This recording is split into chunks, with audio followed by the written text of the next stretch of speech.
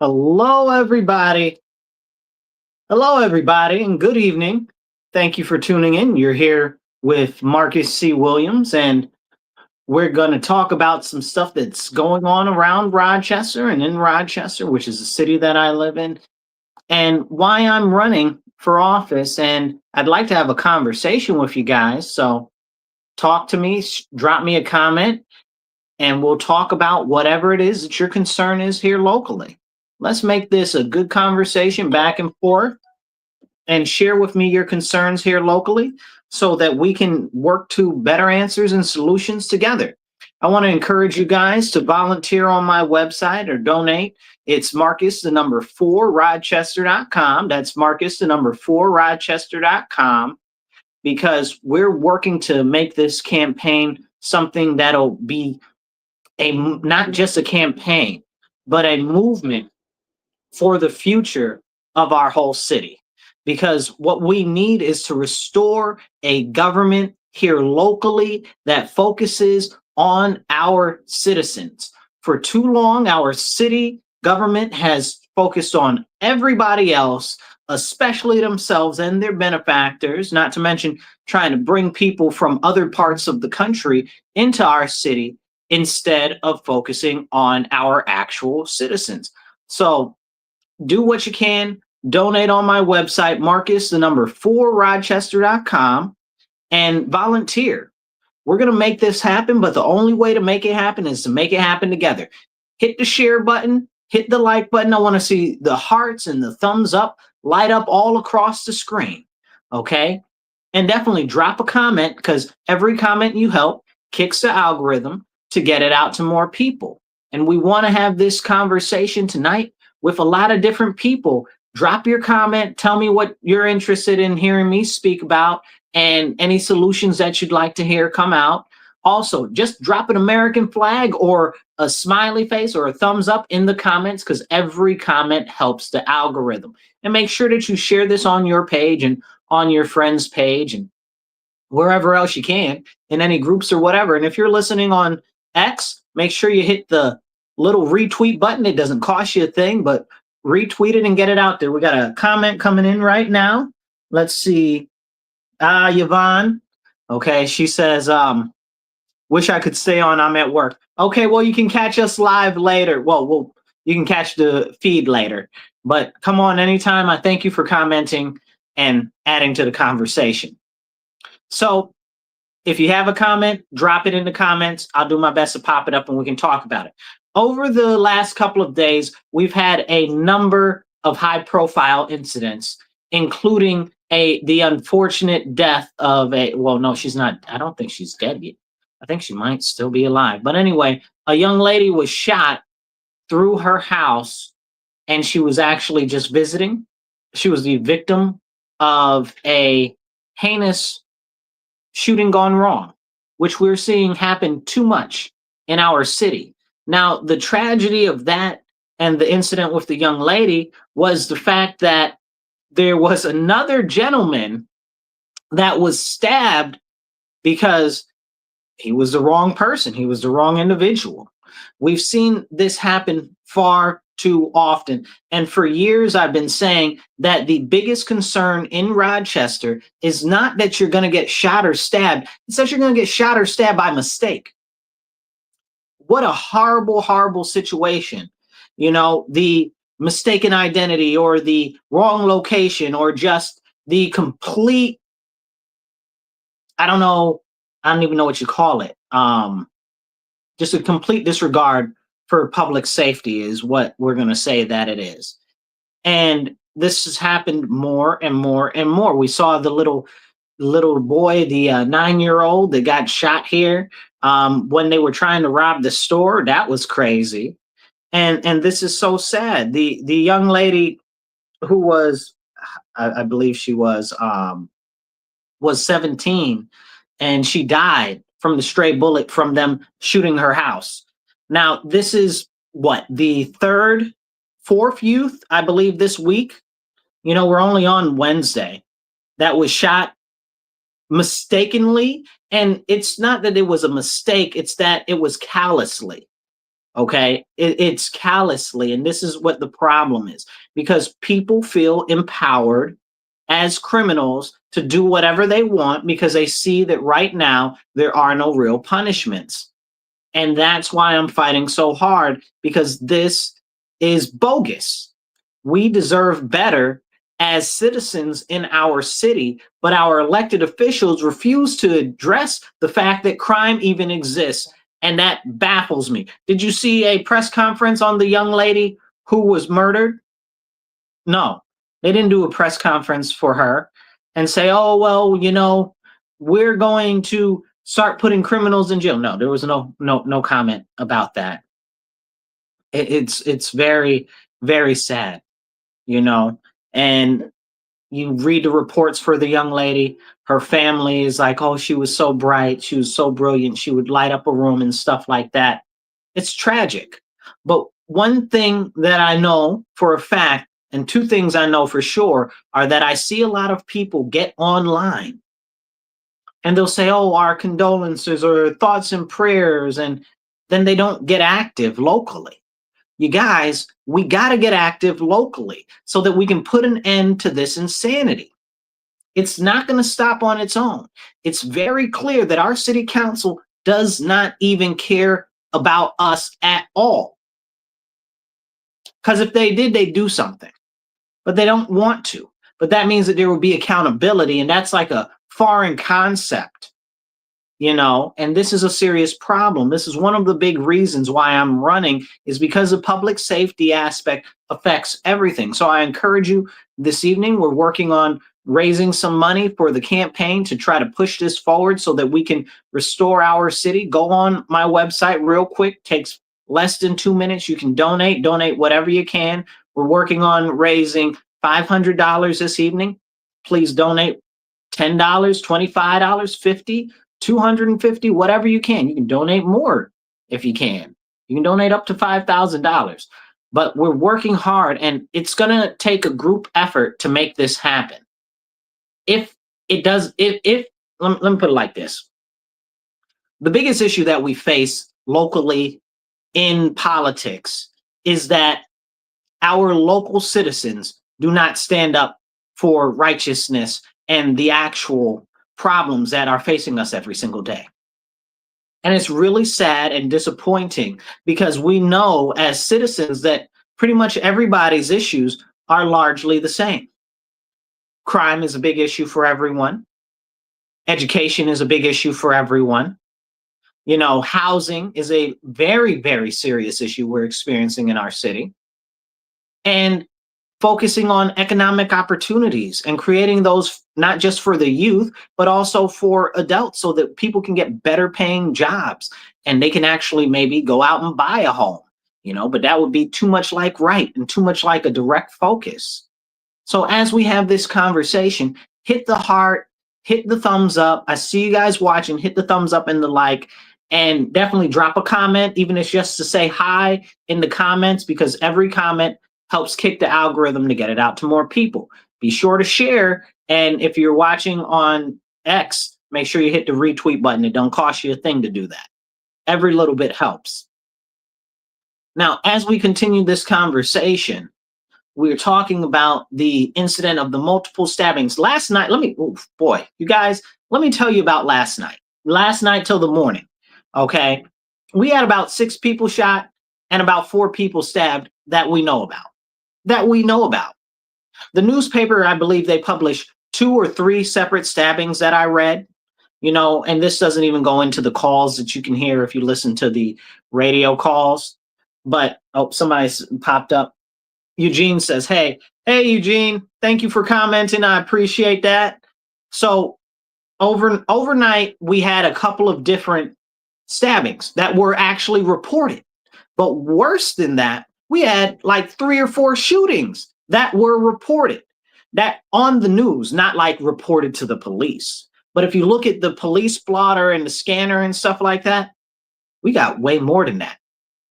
You generally only find out about the ones where it's either a serious shooting or it's somebody that actually ended up at the hospital or some calamity happened. And that's serious.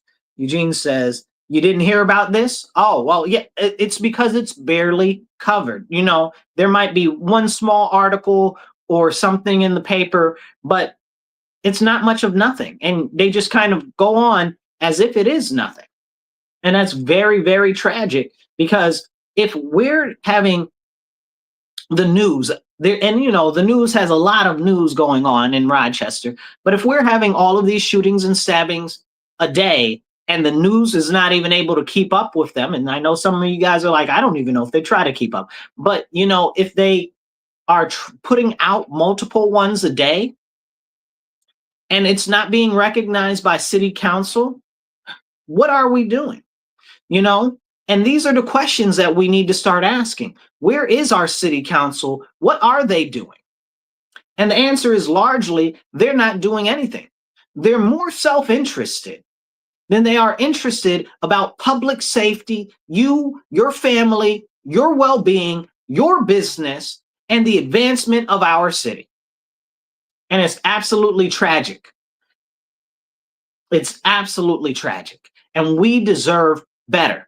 So I encourage you, join the movement, join the fight that we are working on building. Go to my website, Marcus4Rochester.com, sign up to volunteer, and please donate. Today, we're working on raising $500 so that we can start to get some little bit more advertising out there and get some more flyers. We need more flyers. So please make sure that you actually go out and donate $25, $50, $250, whatever you can do.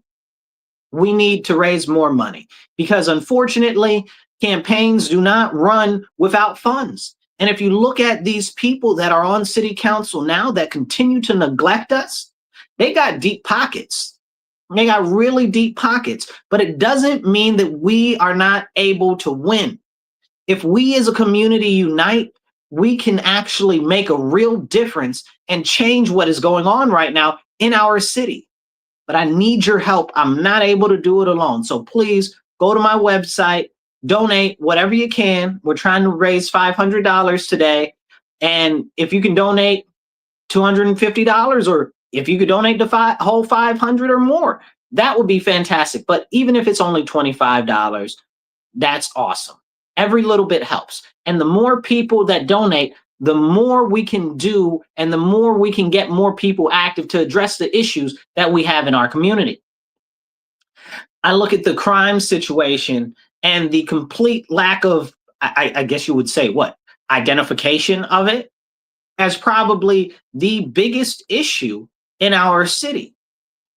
How do we have like 5 people stabbed and like 6 people shot in one day and it not be a big thing for city council? We're just supposed to go, ho hum, that's okay. That's normal. That's not normal, and nor is it okay.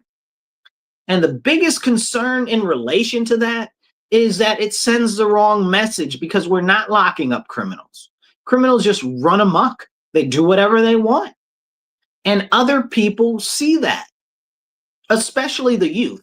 That's why we have such a big issue with the youth. The youth see that there are no consequences, so they do whatever they want.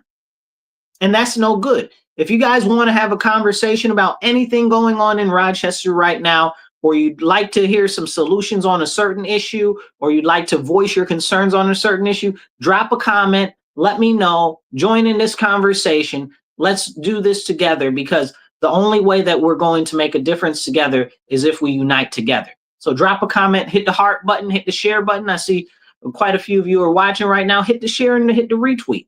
Doesn't cost you a thing. So as we talk about these issues, with there being a lack of discipline here locally, and a lack of, honestly, let's be real. It's not just discipline, right? It's consequences and accountability.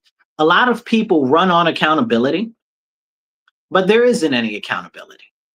They don't have any accountability for themselves. They don't have any accountability for our local agencies. There are absolutely zero accountability for the nonprofits that are getting our funds. Like, it's absolutely ridiculous. It's absolutely ridiculous. So if you have a comment that you want to drop the comment, even if it's just a smiley face or a thumbs up or a hi, to let me know that you're watching. And every comment you drop helps kick the algorithm to get it out to more people.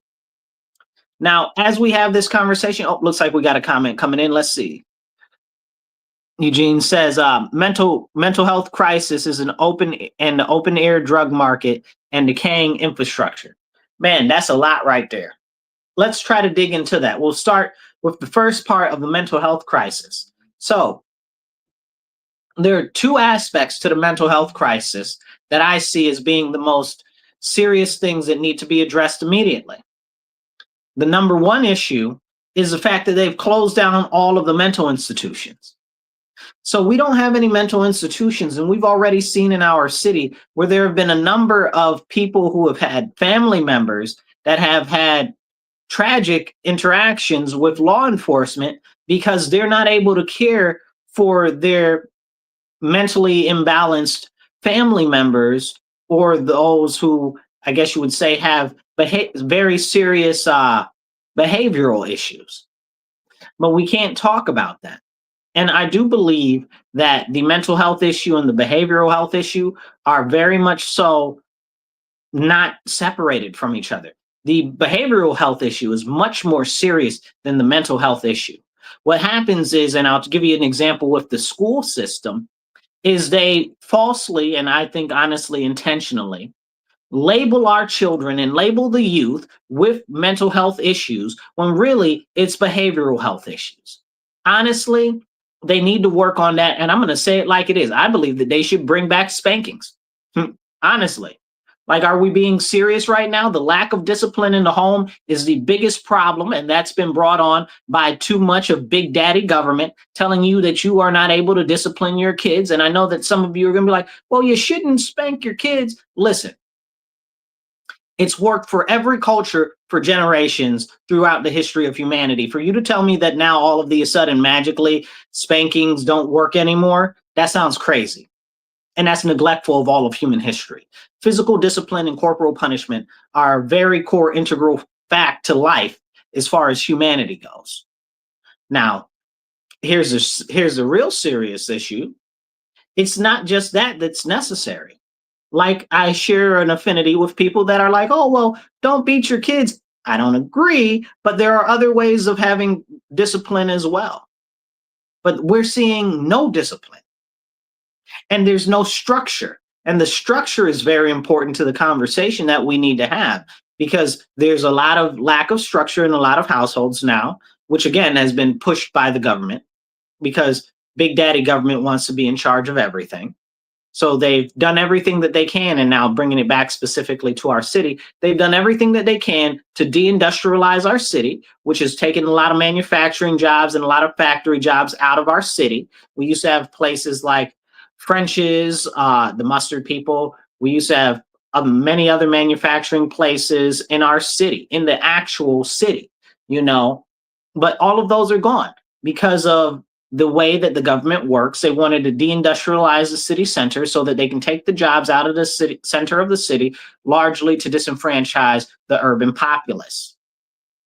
And this also happened under the whole guise of, what do you call it? The Great Society Project under Lyndon B. Johnson. Please hit the share button, get this message out there, and let's have a conversation. Drop your comments and concerns and what you'd like me to talk about in the comments, and we'll bring your comment up and we'll talk about it. So as we continue, you look at the city center and all the jobs that are gone. Then we've got to focus on bringing jobs here from giant corporations that we don't have the tooled, I guess you would say, we just don't have the skilled labor or even unskilled labor. We don't have the people that are tooled and trained for those specific positions, which is something that we can definitely address on the city council side. But the city council doesn't care to do that. And that's a very, very, very serious thing. And I issue a stern rebuke against that. We need to focus on those things, because we know that when people have a higher quality of living and they're able to actually make more money and get better paying jobs, they can see opportunity in their future.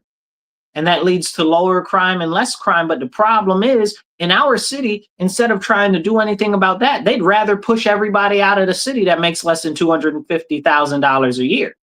but we need to have that serious conversation. Look up the city, was it the 2035 project that they're doing right now? I forget what year it is, 2035, 2034. I think it's 2034. But look that project up. I used to have the whole document. It's like 500 pages. I had it printed out, but it's crazy. It's basically the plan to dispossess all of the people in the city under $250,000 and push them all out to God knows where. And the city council doesn't care as long as they bring in more people with more wealth to our city. And that's a serious issue because it's completely disregarding all of the citizens here, especially those that they're supposed to represent. And that's unacceptable. Go to my website real quick. Make sure you volunteer or donate. We're working on raising $500 tonight. Please donate whatever you can, whether it's $100 or $25 or even $250. You can donate whatever you can. Up to $5,000 is the limit of donations that we can accept from one person or business. Please donate. Takes less than 2 minutes to do, and sign up to volunteer, because the only way we're going to move our city forward and make a better situation in life for everybody is to actually unite and get active and support. I need your support. A campaign, unfortunately, does not run on well wishes, and I wish that it did, because if it ran on well wishes, we'd already have this thing won. But this is why I need your donations, because we have to buy materials like the cards that we need to actually get out the message and show people why we're running and give them the information. We need that to get on the radio and to do advertisements and to get radio spots on the radio and stuff like that. Unfortunately, none of that is free. It all costs, and I could use your help. So please donate whatever you can.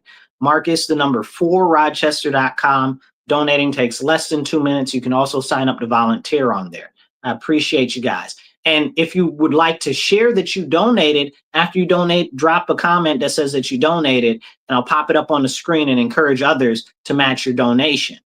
And if you want to join this conversation, drop a comment in there. Let's get back to it. So also hit the like and hit the share button. I see a lot of you guys watching. Not all the likes as many of the people is watching. So hit that heart button, hit that thumbs up button, and definitely hit the retweet and share button. So let's finish this conversation in relation to the mental and behavioral health. So there's a lack of structure in our educational system. There used to be a saying that a hard head makes a soft behind, you know. I didn't want to say it the way that people really say it, but yeah, that used to be a saying. And they also used to have the saying, don't do the crime if you can't do the time.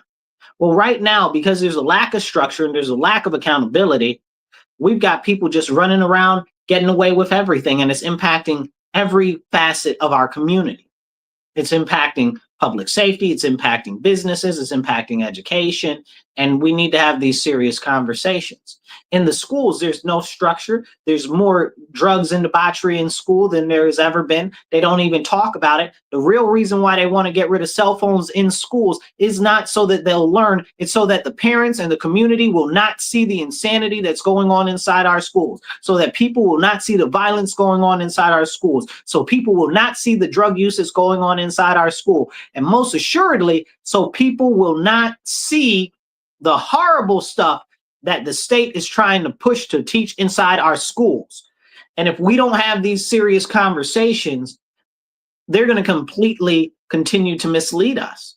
You know, Malcolm X said, don't let your enemies teach your children. The government is the enemy of the people. Like, this is for real, for real. The government is the enemy of the people. And we as a community need to start to unite and stand together. Join the movement, go on my website, sign up to volunteer, and definitely donate, because I could use your help. The only way to make this happen, to make a real change in our city, is for us to come together and push to make a difference. And I'm working hard to make this happen. If you help me, if you sign up, if you volunteer, donate, whatever you can do, it's going to help us move the needle and change the direction of our city. Because right now, for the vast majority of people, it's not looking very positive. And if you look at the middle class in our city and those in poverty in our city, the circumstances are getting worse and worse. So I want to touch on a couple of things, and we'll get to the housing issue in a moment. But if you want to have a conversation about a specific thing, drop a comment in the comments and we'll bring that up on the screen. We'll talk about it and we can continue this conversation together. There was another part of Eugene's comment, and I want to address those issues too. I think he had two more questions. Let's see. He said, the open air drug market and the decaying infrastructure. It's so disgusting, it makes me want to spit. It's ridiculous.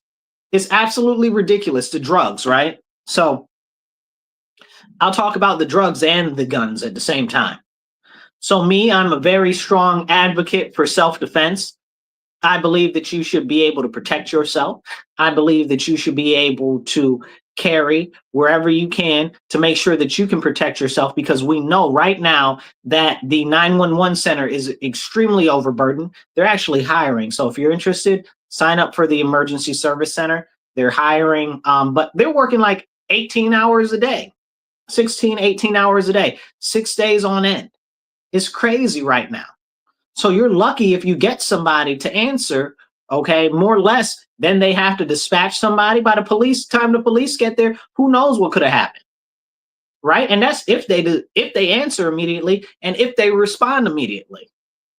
Because we've known very long for the last couple of years, because of the limited amount of police that we have, because the city council just scared all the police away and made it so that they can't really do any policing, and they've just talked so badly about them and tried to make public safety like it's not an issue, and even defunded the police. They'll try to tell you that they didn't defund the police, but if you take $5 million away from a budget, that is defunding it.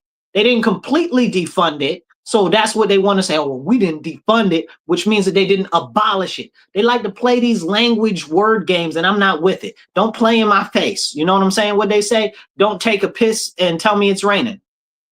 But that's how city council does. They play games in our face like it's nothing. So I believe that people should be able to defend themselves, their family, and their business. And we need to have laws in our city that are more friendly to people being able to defend themselves. But also, in tandem with that, look at all of the firearms that the people are getting. They'll try to say, oh, well, we need to stop people from having guns. What do you mean? What do you mean? I think that people need to have more access to firearms, because the criminals have access to firearms all over the place. They got weaponry that the military has. Where'd they get it from? Not in New York State, when they make it so that you have to have a top loading rifle, which is retarded. Okay. Are we having a real serious conversation here or what? They're not getting these weapons from in New York State. You know where they're getting them from? The same place the drugs is coming from, the government. And people want to act like the guns and the drugs ain't, like we don't know where they're coming from. You mean to tell me that the government doesn't know where they're coming from? When the government has a history of running guns and drugs inside our country, we're not going to play like that. We're not going to play like that. It's big business. So it continues on. They're making money off of our despair. And that's a very serious issue, because despair is the devil's playground, and that they know that it's easy to steal somebody's meager possessions when they fill them full of terror. This is a serious issue because of the drugs, because of the violence, because of the crime. Not only are the drug issues overburdening our healthcare system, how many people have died in overdose in the RTS Transit Center this month? I wonder. 8, 10, 20. Who actually knows? Because they never put that on the TV. They never put how many people overdose in the bus station on the TV. And it happens regularly. I was there one day, 2 people overdosed the same day. 3 people actually overdosed. 2 of them died the same day.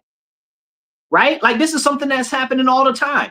You talk to somebody that works there and stuff like that, they'll let you know.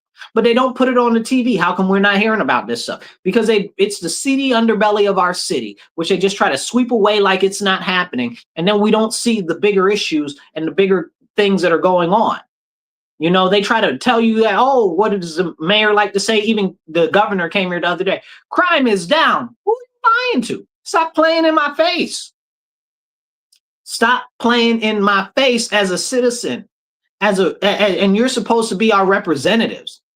Like, don't do that. That's despicable. And I could say that that's dishonorable if I thought that any of them had any honor. Let's be honest and let's be real. You know, and this is the thing. They've forgotten us, and they've forgotten that they're supposed to represent us. They're our representatives. They're supposed to represent us. Now, real quick, go on my website and donate. Donate, volunteer. Takes less than 2 minutes to donate. Okay.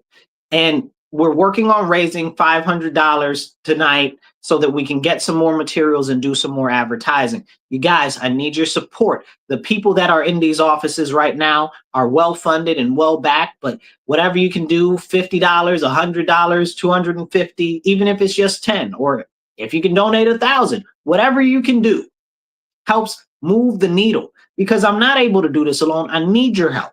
I need your help. And I don't even like asking for money, you guys. Like, it's really frustrating for me as a grown man to ask other people for money, right? Like, that's kind of like asking for help. And as grown men know, we don't like to ask for help. But I'm here. I'm imploring you because I want to make sure that I can make a difference for all of us, not just for myself.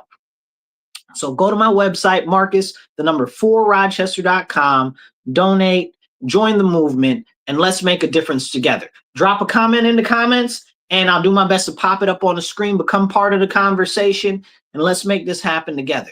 If you want to talk about anything specifically, drop the comment in there, and I'll do my best to pop it up on screen. Even if you just want to say, hey, Marcus, I'm watching, or hi, drop that comment in there, because it kicks the algorithm to get it out to more people. Now, let's jump back into this and the drugs in the community, right? So with all of these drugs flowing in our community, we know that there have been a number of psychosis incidents because of the drugs in our community. So people are like, mental health, mental health. Well, we do have people that are crazy and they need long-term care, which we don't talk about. Okay, we don't talk about structuring the long-term care facility, which traditionally the county or the state would have done. And we need to advocate that for that from the city council to the county and the state. But that'd be too much like right, you know, and that'd be too much like a real solution. So none of them want to say anything about it because they're making money off of the people's misery. And that's not okay to me. It's not okay at all. So we see all of these drugs. It's causing more mental health issues, especially in the homeless. And I was talking to a guy the other day that's homeless, and he was like, man, he's like, we're losing people out here every single day because of the drugs, and it's terrible. And he was telling me a story about how he had overdosed on some drugs that he thought was just marijuana, you know? And I was like, man, that's crazy.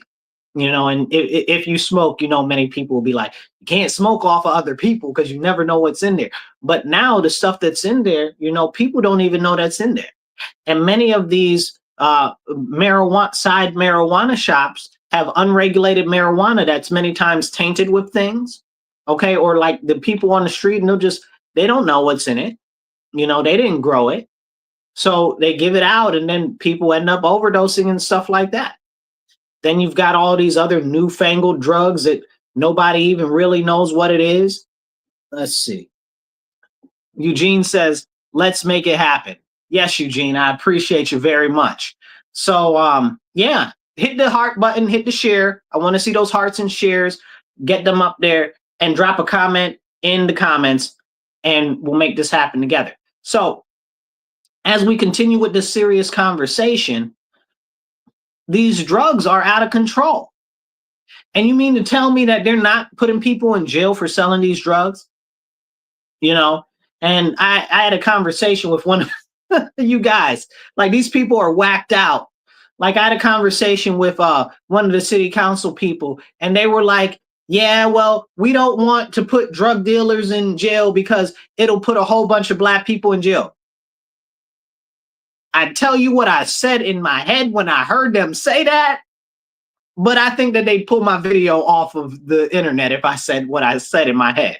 You know, I was like, you know, that is the largest amount of Boulder Dash that I have ever heard in my life. Like, oh, they're going to lock black men up for selling drugs. Well, are they selling the drugs in the white communities or in the black communities? Somebody got to tell me. Tell the truth, shame the devil. You know what I'm saying? Like, are we being real right now? We had a very serious drug bust a couple of years ago around the corner from me where they were selling crack. Ended up that the previous mayor's husband was working with that group to sell crack in my neighborhood. That's crazy. Man, you want to spit. It's ridiculous. But we got the same stuff still going on. It's just different people in charge now. And you mean to tell me nobody in the city government knows what's going on? And here's the real big deal. A lot of this stuff out here is hard drugs. In my neighborhood, I have never, this is so serious right now. I'm gonna be real serious with you guys. In my neighborhood, I have never seen so many drug addicted white young men. Where'd they come from? They don't even live in my neighborhood. I don't know. We don't even have a lot of white young men in our neighborhood to be addicted to drugs. Where are they coming from? Where are they coming from? Not the city. Not this part of the city, at least. So they must be coming from somewhere. And then the question is, why are they coming here? But we can't address those issues. You think that they want to lock up the criminals? No, they don't want to lock up the criminals. They'll tell you straight to your face that they don't want to lock up the criminals. How does that make it safe for our children? You go down to the park, you see all types of needles. The parks are unkept, but they constantly throwing around money. Oh, we got this money for that. We got this money for this. We got money for a skate park. Nobody asked you for a skate park. Excuse this next statement because it's hyperbole, but it's also serious at the same time. Black people do not skate in the numbers that are needed to fill up that skate park. You understand what I'm saying? How much that skate park cost us? 5, 10, what we end up spending? Because it was different. If it was different tiers of it, I think we ended up spending like $13 million. Maybe it even went up to 21 million. I can't even remember anymore. For a skate park, for some freaking concrete. You understand what I'm saying? That nobody asked for. We didn't ask for that. We didn't need that. We need our actual parks fixed. You go down, you look at Troop Street or some of the parks over in the barrio over there. Trash. Okay, many of our parks look like that. Some of the ones in Beechwood. You understand what I'm saying? Maplewood. Trash. How are kids supposed to play outside? You want to invest money in the skate park because it's in the central business district where you're putting all the high cost housing. Make it make sense to me. Who is the real priority of our city? As you can hear the sirens going around in the background.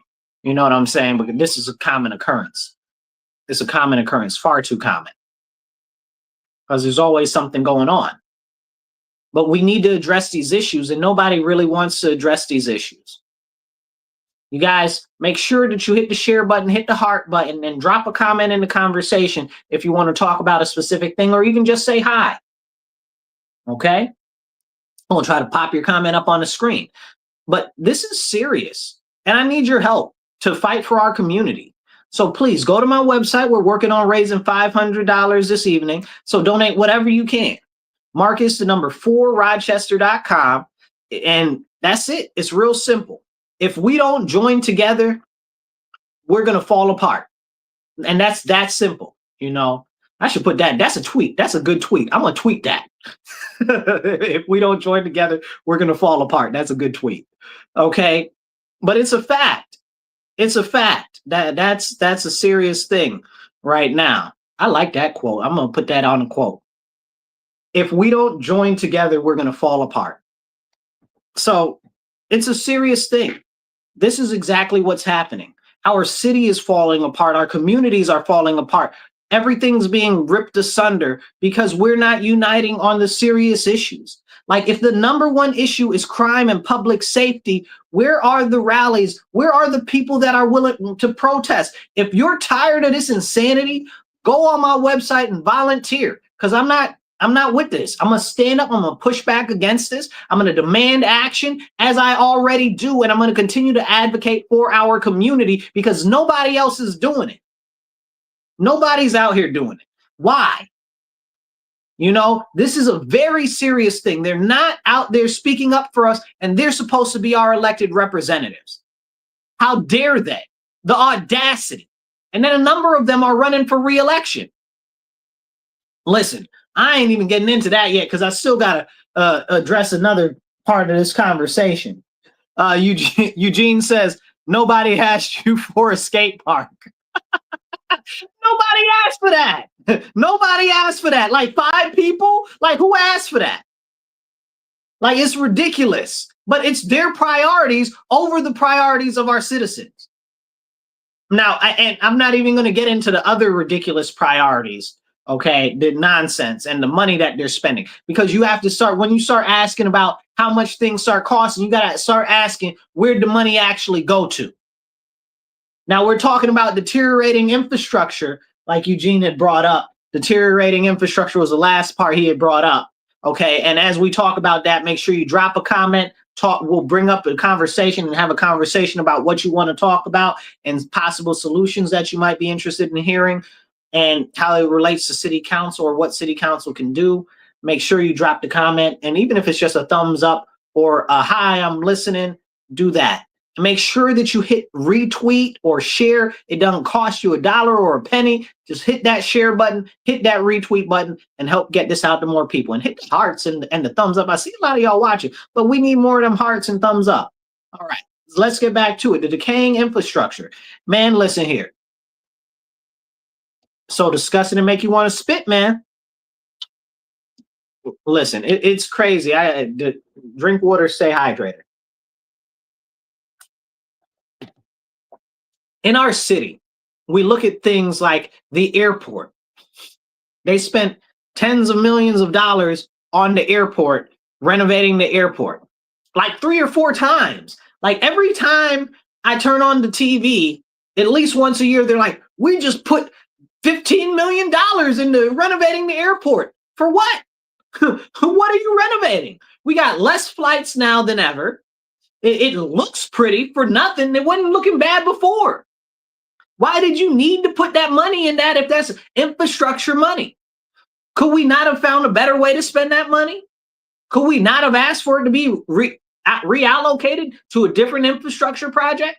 I have questions, you know, but a lot of people that are in office, when they get in office, they have these pet projects that they give to these developers and these contractors that are really ones that are funding their campaigns, and they forget all about the actual needs of our citizens. Wasn't nothing wrong with the airport. For the last 3 years, they're like $15 million here, $10 million here, all of this nonsense.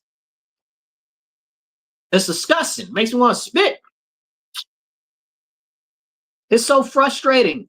These are the things that we are facing when the roads themselves, like you want to talk about infrastructure, the roads are trash. The bridges are trash. Okay. Like, and me calling them trash is generous.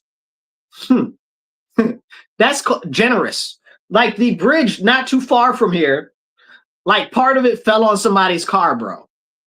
How you driving under the bridge and some part of it falls on your car? What are we doing as a city? Like what? Like who? Like, is this a prank? Is there a hidden camera somewhere? Are they watching us? Is there a TV channel that's dedicated to the horrible nonsense that goes on in Rochester? Is our city some sort of a comedy to our elected officials? We got bridges falling on people's cars, pieces of bridges.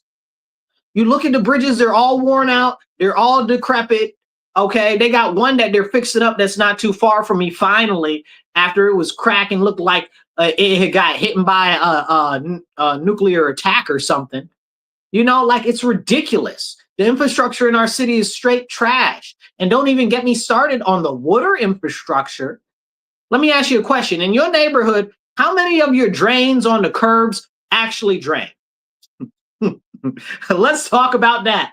How many of the drains in your neighborhood actually drain the water down there? Or when it rains, do you have huge puddles and even small lakes in your neighborhood? Does city council not see them? Is this something that is not real to them? Do they not see this happening? And I talk about that because that's part of our water infrastructure. And I talk about the water infrastructure and the importance of its upkeep and maintenance regularly. And nobody wants to talk about it on city council. So you really got to make it make sense to me, y'all. Make it make sense to me. It's completely neglectful. Completely neglectful. It's neglectful. It's disrespectful. And it just shows you that they really don't care. Okay? Now hit the like button, hit the heart button, and we are working on raising $500 tonight. Please go on my website right now, donate. Donate whatever you can, whether it's $100, whether it's $50, whether it's even $10 or maybe more. Donate whatever you can on my website, Marcus4Rochester.com, because campaigns don't run off of pixie dust and good thoughts. I need your help. I'm fighting for our community. I'm fighting for our future. Join me. Donate on my website, Marcus4Rochester.com. Let's get back into it, talking about this infrastructure fiasco that we have in our city. That's ridiculous. So as we see, the roads are terrible, right? We could talk about the roads and how everything continues to be broken down because Lord forbid that they'd actually fix the roads the right way the first time. Lord forbid we can even talk about that, and now because it's election season, they're trying to act like they're out there doing something. And I don't have any issues with the people that are doing the repairs on the road. It's the actual issues are the people that are structuring the projects, because we can't talk about that. They don't want to talk about that because the structure of what's going on right now is terrible. They're using the same techniques that they've been using for decades. And has it been working out? Have we been able to maintain our actual roads or quality of life? You go and you hit a bump, hit a speed bump, axles tore up, need a new tire rotation, tires tore up. And who does that impact the most? The working class people. Do they actually care? No, because why would they actually care? That'd be too much like right. They don't care. And that's how you know that they prioritize everything else but us, because everybody experiences those issues with the roads. It's not like city council, like I like to say, it's not like they fly on helicopters to get to city hall. Why are the roads like this consistently? How much of your money is being spent on these roads every single year? Now, the roads are supposed to last 10 years. Do the roads in your neighborhood last 10 years or no? You know what I'm saying? Like, can we have that serious conversation? No, because they don't really want to. Because if we actually started holding people accountable, well then, there would be accountability, and that would be too much like right. Because we deserve better. And they know that we deserve better, but they continue to get away with giving us just enough to keep us from snatching them out of office physically. I don't know. You guys, I'll tell you this. I see these, I'm not a big fan of these anti-American terrorist jihadists that be parading around our city. But I'll tell you what, they show up. Where's everybody else? They stand up for what they believe in. Where's everybody else? I'm not talking about anything that everybody doesn't know. I'm talking about the crime. Where's everybody to stand up on that? I encourage you, go to my website, join the movement, volunteer. Nothing is going to change until we unite together to stand up. It only takes like 2 minutes to sign up to volunteer, and it takes less time to donate. Go on my website, Marcus4Rochester.com, sign up to volunteer and donate. I need your help. I'm not able to do it alone. We got to do it together. I'm working to fight to represent you and our community and our future that continues to be stolen away by elected officials who care more about their own pockets and their own benefactors than they do about us. And that's a whole fact. Drop a comment in the comments if you want to join in the conversation, and we can talk about anything here local that you'd like to talk about and that you'd like me to address the issues on. We can, even if you just want to hit a thumbs up or a heart in the comments to share, that's fantastic. And make sure you share this out and hit the retweet button. I see many of you watching on X. Hit that retweet button. It don't cost you a thing. Hit retweet real quick. Take 2 seconds and hit the heart and the thumbs up. Now let's get back to it. Talk about the infrastructure, right? So we're out here talking about the infrastructure. Drink water, stay hydrated. We're out here talking about the infrastructure, which is all tore up. Bridges tore up, roads tore up. Now, let's talk about something else. Let's talk about the water infrastructure. I want to talk about this because I think it's so important. The utmost important.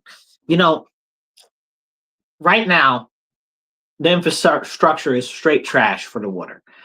And make you want to spit.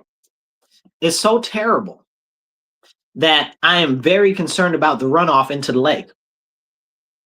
You guys know how in Lake Ontario over here, which is weird, right? Because we have the Erie Canal, but it's Lake Ontario. That's kind of weird. But in the lake, we have these algae blooms. You know what causes the algae blooms? Poo-poo in the water. So that means that the poo water is going right into the lake. That's what causes the algae blooms. Can we ever talk about that? So it's starting to get warmer. They're going to open up the beach. I don't ever go in that water. I don't need to go into poo-poo water. I'm not about to do that. That's crazy. Poo-poo water. That's why we always have these algae blooms. Then on top of that, you know, they used to have it where you can only eat 1 fish out of the lake a year. Just a couple years ago, they added it to 2 fish a year. And it's not because there aren't enough fish in there. It's because you might die. And I laugh to keep from crying because that's insane. But that shows you how polluted the water is here locally. You know, and then they'll say, oh, well, the water quality that we have is better in most places in the country. What does that mean? So are we the best out of the whole garbage heap? Like, what is it? Like, what is your qualification for that? You know what I'm saying? The least of the baddest of the worst? Like, what is that? What are your standards? You understand what I'm saying? We're not getting Swiss Alpine water out of our tap faucet. So what are you using to grade this? Well, we're better than other places. It's still trash. The water is still trash. Yeah, we're a lot better than a lot of places, but the water's still not good. You still need a water filter. You still need a reverse osmosis filter processing. You still need a giant deionizer in there. Like, are we being serious? Are we having the real conversations because of all of the sediment, all of the buildup, all of the calcification in the pipes and stuff like that? Are we having a real conversation about that? No, because that'd be too much like right. That'd be too much like right. Let me tell you something. I'm going to drop a little bit of knowledge on you guys, and you can go look this up. This is crazy. I found this out, and now I got to share it with everybody. So I went to public schools here in Rochester when I was little. And I always used to like to drink the water from the tap, okay? Because it would always, not the tap, but the water fountains, you know? So in the water fountains, the water would always taste sweet. You know, well, why does water taste sweet? And it wasn't until years later that I learned that water tastes sweet when it's in lead. I said, okay, that makes sense. Because we had a lot of lead pipes here. You know, you hear about the lead pipes. Oh, the lead pipes, the lead pipes, the lead pipes. But for years, they've been telling you that it's because of the property owners and it's because of the lead paint chips. I ain't never seen a little kid eat lead paint chips. Never. They put a lot of things in their mouth. I ain't never seen kids eat paint chips. And you'd have to eat a lot of paint chips to get lead poisoning. Like, we're not being serious here. So I thought about it and I looked into it about a month or two ago. I said, it just dawned on me. Something out of the air dawned on me. And I was like, what happens with fluoride in lead pipes? So I started doing research. So I started researching. And there was a document of a research document that they had come up from. It was the NIH. I wish I had the link here to pop it up on the screen. But there was a document from the NIH, and it was the effect of fluoridization on calcification and lead in the human body. So what they found out was that where we have lead pipes and we have fluoride in the water, it increases the absorption of lead and increases the calcification of human tissue. I said, oh my Lord. I said, this is a government document. This is on the NIH website. You can go look this up. And I said, oh my Lord. I said, this is crazy. So now we know what's been happening with the children. It was never the paint chips. It was the fluoride in the water. And I'll tell you exactly how I came to this conclusion. Because I was watching a video about the Romans. As men do, we think about the Romans. No, that's a joke, but it's serious too. But I was watching a documentary on the Romans and how they used to cook out of the lead pot and put the lead makeup in their lead in their makeup and all types of stuff. And I was like, well, why weren't they just dropping dead of lead poisoning, you know? And they're like, well, some people would go crazy and stuff like that. And I'm like, but shouldn't it have been more people that went crazy? Like, shouldn't people have more ill health impacts if they were using lead? Why? What was the difference? Why wasn't it happening back then? Because all of their pipes were made from lead. Some of them are still being used right now. So if all of their pipes were used for lead, and we're talking about millions and millions of people, how come everybody wasn't crazy? Like, what is the difference? So I said, you know what the difference is? Their water didn't have fluoride in it. So it took me on a journey on the internet to find research documents in relation to fluoride and lead and what impacts it has on absorption in the human body. Come to find out, that was the whole thing the whole time. So they've been playing us the whole time. They like, look over here when really it's over here. You know, but that's exactly what our local government does. And that's why we need to return the focus of our local government on the people. Our government right now does not care about us as citizens, and we deserve more. And that's why I'm running, and that's why I'm fighting so hard, you guys. Now is the time for us to stand up and unite. We can do this. We can make a real difference, but I need your help. Go on my website, Marcus4Rochester.com, and go donate real quick. Not even a lot. $10, $25, $50, whatever you can. We're working on raising $500 this evening so that we can get some more materials and do a little bit of advertising to help get the word out. Hit the heart button, hit the share button, and it don't take you nothing if you're watching on X to hit the little retweet button. It takes like less than 2 seconds. So I need your help, because the only way we're going to be able to do this is if we do it together. And campaigns don't run on air. I need your assistance. And I don't want to have to ask you guys for assistance, but you look at the people that are in office right now, they're very well backed. And if you believe that there could be a possible brighter future for our city and for our area, donate. You don't even have to be local. You could be living in California. Okay, you could live in Texas. Donate. Go online. If you're watching this video, go online. It's like 60 of you right now. If each of you dropped $50 in there, we'd be well over our goal. If you drop $25, we'd be well over our goal. If every person watching this right now dropped $10, we would be at goal. Like, this is serious. So the more people that are watching, the more we need that assistance from you guys. If just 10 of you guys dropped $100, we'd be over our goal.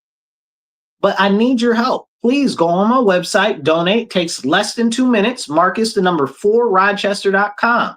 That's Marcus4Rochester.com. Everybody likes to complain about the government is corrupt. Everybody likes to complain about the government isn't addressing their issues. Everybody likes to complain about the government is trash. Here is your chance. Help me make a difference.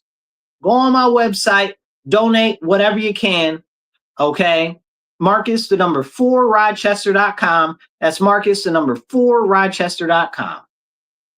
And if you guys want to be part of the conversation, drop a comment and I'll do my best to pop it up and we can talk about whatever issue you have here locally or any issue you'd like to hear my thoughts on in relation to local politics, because this stuff that we have going on is serious.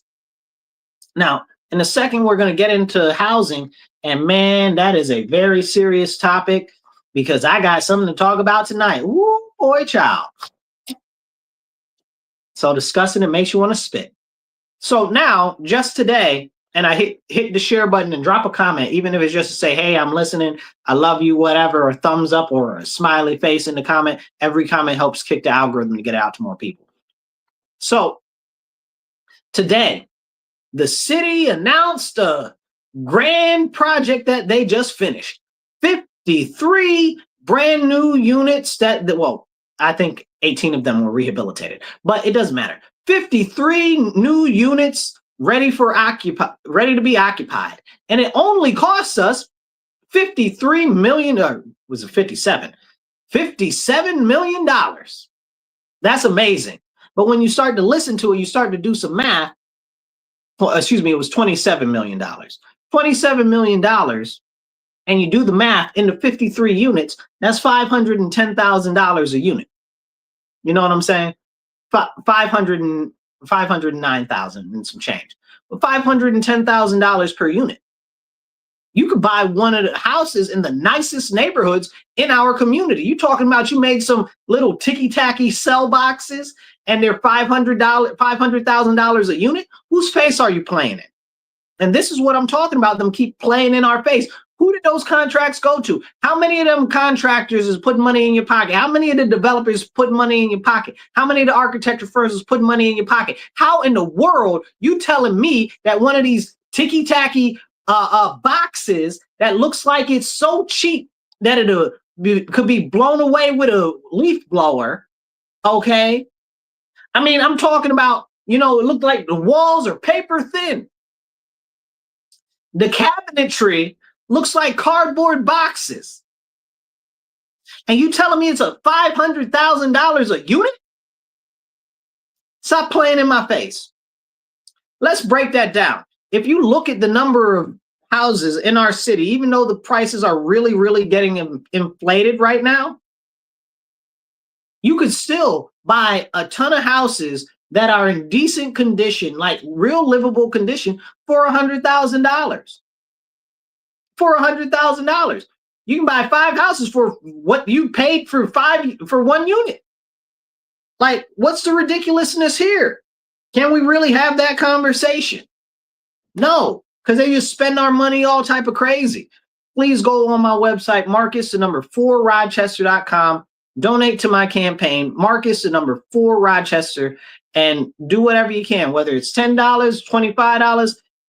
Just drop some cash in there because we need it to actually push this campaign forward. So city council is out here spending your money, $500,000 for 1 unit that they're calling low cost. So wait a second, you spent $500,000 a unit on a small box that looks trash. And then you're going to tell me that you're going to have people pay for this? When in theory, you can just buy a house for that price and give it to them. And I'm not encouraging that, but I'm saying it would be more effective. Now you're talking about you're going to charge, we're only charging $1,000 a month for these ridiculous trash places. Who benefits, right? In legal language, they say cui bono. Who benefits? Who benefits? Not the citizens, not the taxpayers. Y'all out here wasting our money. Y'all out here wasting our money. Now, if you want a real solution to that, the real solution would have been to take it. Maybe we buy a house for $100,000 and then we work with some of these people that we have out here that are doing youth trades programs, have them fix the house up the rest of the way. You know what I'm saying? But you could buy a house for $60,000 in a city that's run down and fix it up real nice for another $40,000. Like, whose face are we playing in? Like, we're not being serious with our cost benefit analysis. And then we need to train the kids to have better options for trades and stuff like that. And we can work both of those at the same angle. Like, what are we doing? Like, we're playing ourselves. Then I saw in the news today, also, they got this guy that I don't know if it's a guy or company, right? Company that's from New Jersey that they got a whole, I guess they got a whole bunch of houses. They didn't say how many houses, but they're charging them fines of about $200,000 a day. Now, I said, wait a second. First of all, if it was me and they're from New Jersey, I'm not letting them buy up all these properties. That sounds crazy. That's number one. We need to focus on getting our own people into homes here locally. Okay. But they're not working on anything to stop that from happening. They talk about it, but they don't be about it. Can't stand nobody. Don't talk about it, be about it. Okay. This is a very serious concern. Now the cities and they're putting this out there like they're so great. And they're like, we're charging them all this money because they don't have any certificate of occupancy. Well, how did they buy the properties to begin with? They just bought them out of thin air? No, you knew they were buying them, but you didn't. They got however many properties they got, and you didn't say anything about them buying up all them properties. You know, and I'm not saying that they should be stopped from buying them up when they were buying them up, but I'm saying that you knew that they were doing that to begin with. Now you're trying to steal their properties. That's theft. Huh. You stealing. Why are you stealing? You're like, oh, we're charging them $2,000 in fines a day. $200,000 in fines a day. I'm sure that if they were able to have that money to pay those fines, that they could fix up the properties and get a C of O. The math ain't mathing, y'all. The math ain't mathing. So what they gonna do? Steal the properties from them and then sell it off to some other developer that's their cousin or their friend or been donating to their campaigns? Are we having real serious conversations here or what? I don't know, y'all. I don't know. I know a lot of y'all out there. I need you guys to support so we can actually bring some stability to our city and address some of the real issues that we got going on in our city. I need your help, man. I don't know what to tell you.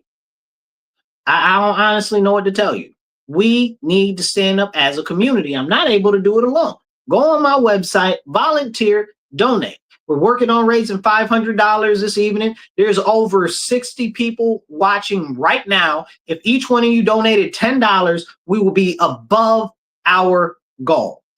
So I know a lot of people talk and they say, oh, well, I want to see a difference. I want to see a change. Put your money where your mouth is. Go to my website, donate, whatever you can do.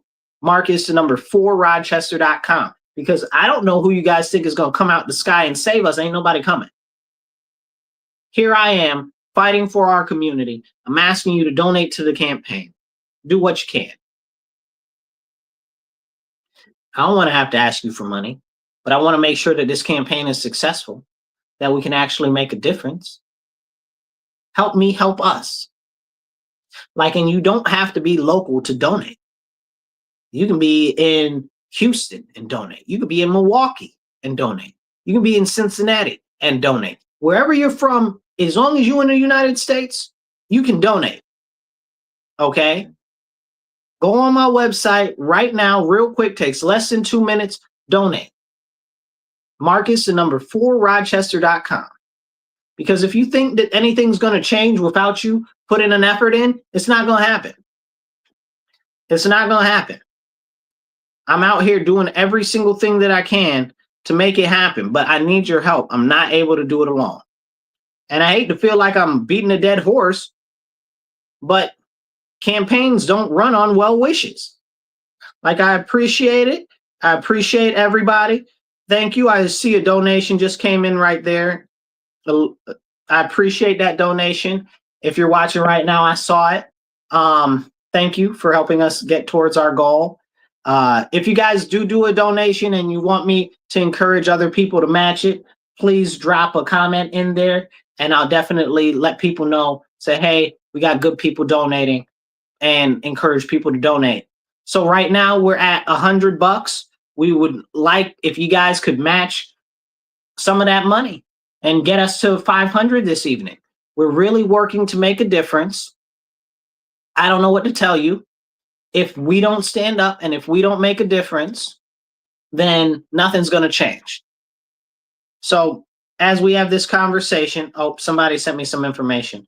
Okay, so I've been working on this situation with the veterans locally here.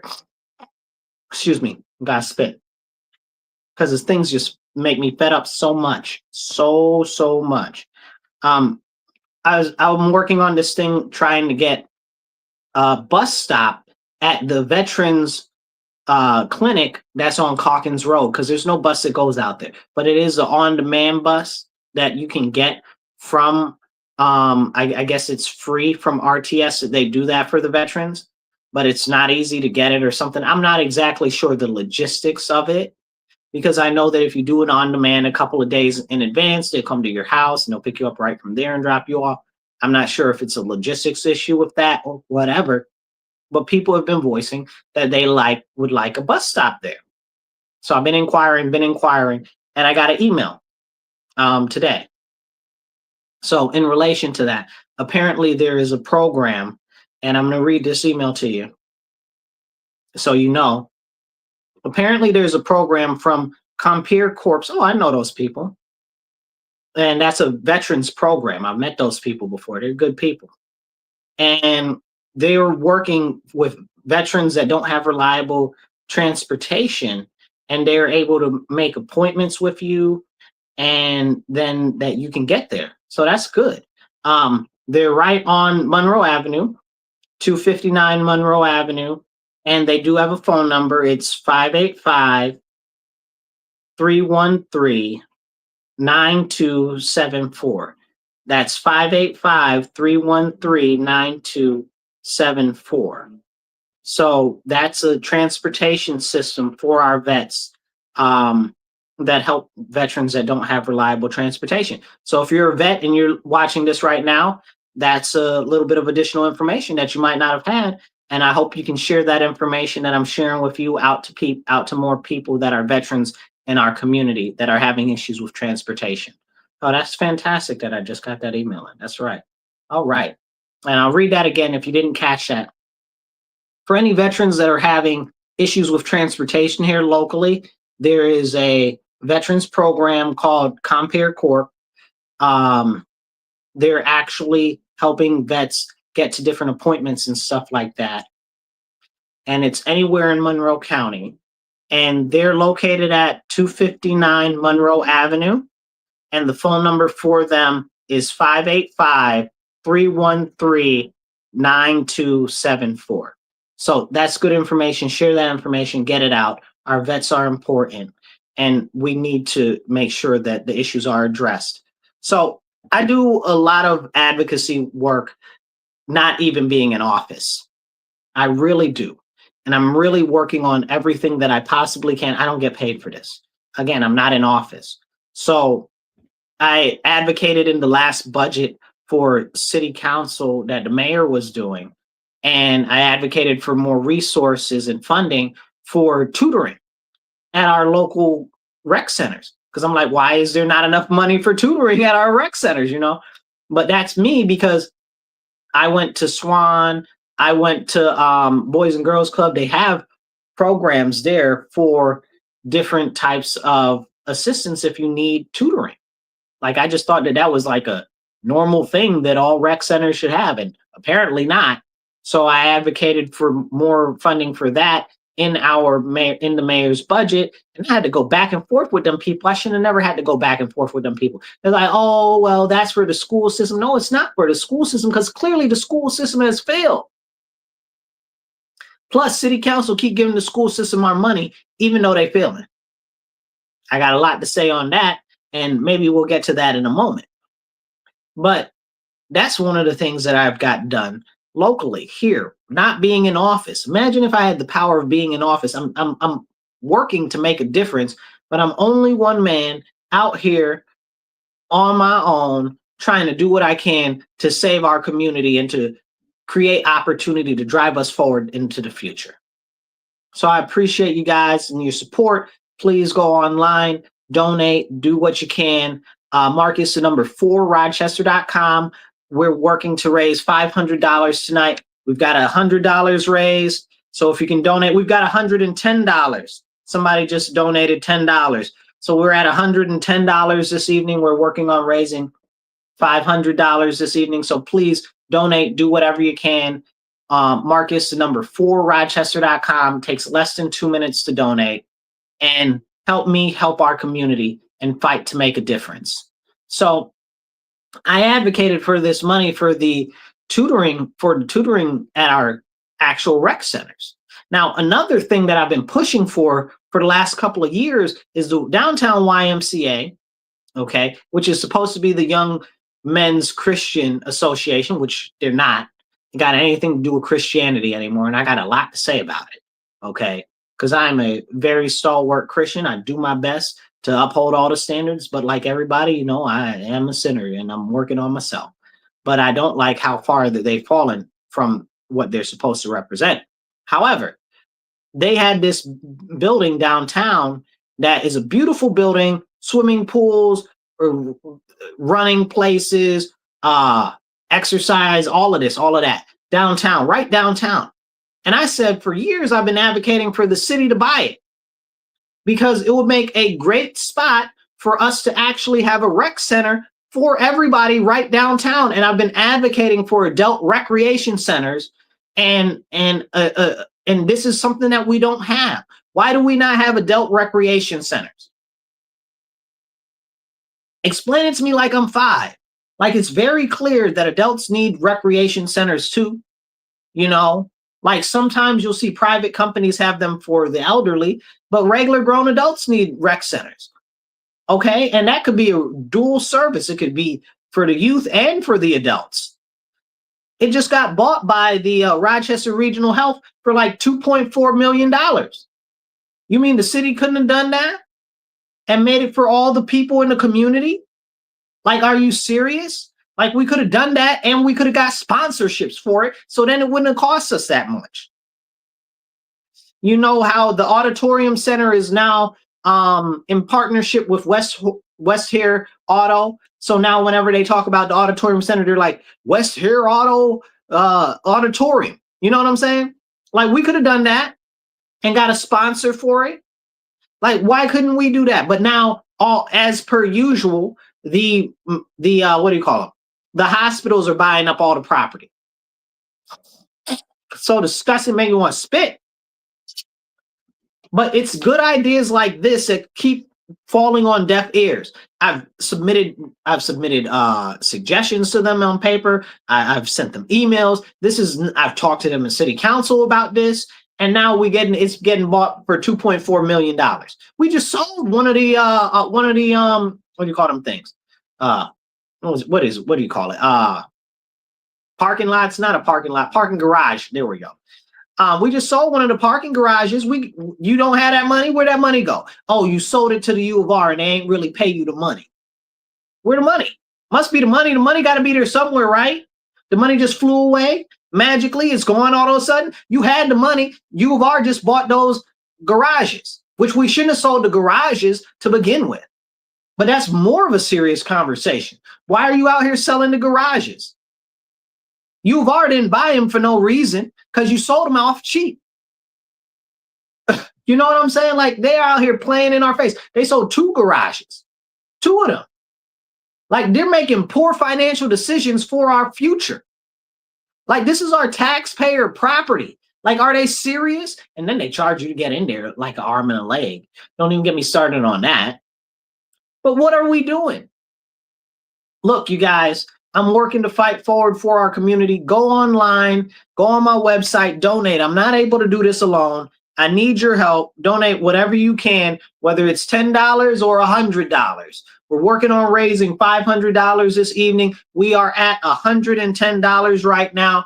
Please go donate. It takes less than 2 minutes. It's not a hard thing to do. Marcus, the number 4 Rochester.com. You do not have to be local to donate.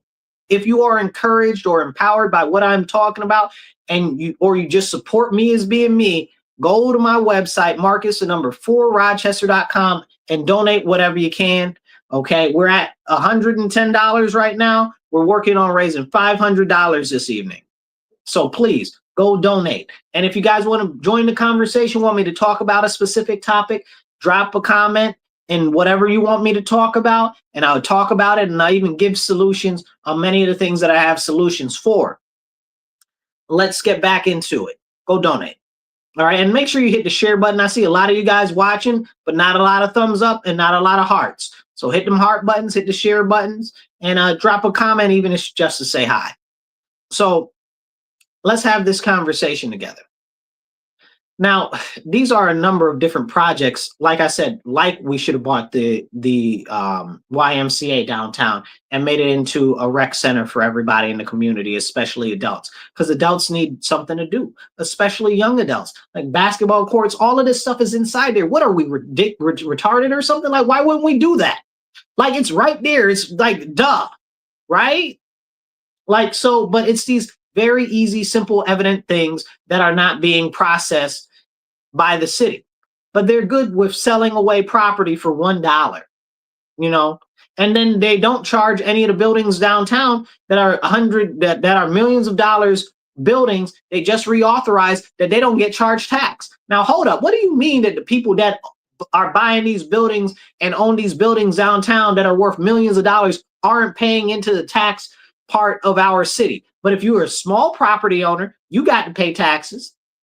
If you're a homeowner, you got to pay taxes. But these people that own millions of dollars worth of property don't got to pay taxes. Tell me in the comments if you think that's fair. I don't think that's fair at all. And it's not even a think, it's a fact that that's not fair. That's absolutely ludicrous. If at all we're giving anybody a non-tax status or whatever, okay, it should be people that are buying homes, right? That are new homeowners, that are first-time homeowners. Why aren't we giving them tax relief? What about our people that have already own homes? Like, if we're going to do something, it should at least be more impactful to the everyday citizen than somebody that's got millions. If they got millions of dollars to buy a building, they got the money to pay the taxes. Come on now. Who's dumb? But they think that you're stupid. And I don't think that you're stupid. I believe in you. That's why I'm fighting so hard to fix our future and to give everybody an opportunity to thrive. Donate on my website, Marcus4Rochester.com. We're working on raising $500 this evening. We are at $110. Please donate. Let's see. We got a comment, and we'll get back into that conversation in a second. Let's see. Eugene says, if you had deep pockets like them, it's just competition, then the hearts and minds.